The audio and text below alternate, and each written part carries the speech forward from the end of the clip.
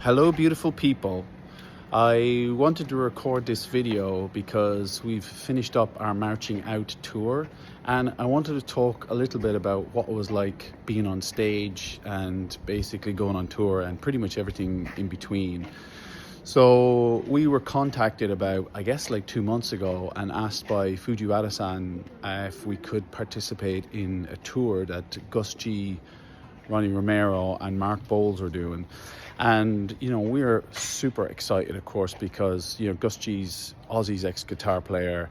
Mark Bowles toured with Yngwie Malmsteen on a world tour with AC/DC. And then Ronnie Romero sang with Rainbow and just recorded something recently with Brian May. So, these are proper, real musicians. And, we're all salary men, right? So we all work normal jobs and, we're web developers, salespeople, that kind of thing, right? So for us, it was a huge break and it was a step into like a real rock and roll world, I guess, and when you're a kid and you listen to these records and these musicians, you always, I guess to some extent dream about being on stage, but you can't imagine that that's ever really going to happen. And one day then you actually do go and, get to meet these people. And, I do believe it's also a culmination of the hard efforts that we've put in over the past 8 or 9 years, because as a band, we practice a lot.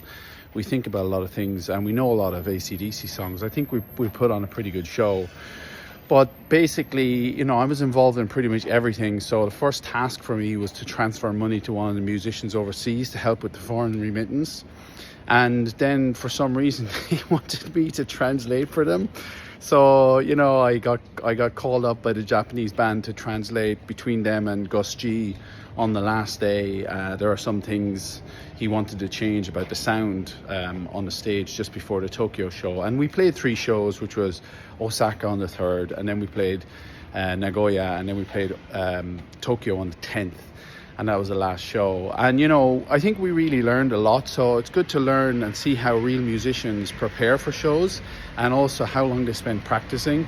So, one of the things I learned personally was that you can change your mic caps, which I'd never seen before. So let's just say you put in a new mic cap and you focus on the EQ of your voice. So Ronnie was quite specific about getting the sound engineer to do that on the day.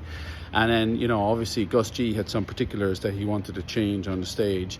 But, it was an absolute privilege to play with them. And, it is a bit tricky to work a full-time job and try and do something like this as well, because, it's a lot sitting around and it's a lot waiting for things to happen. And you can't really go anywhere because, you just have to be, as a support band,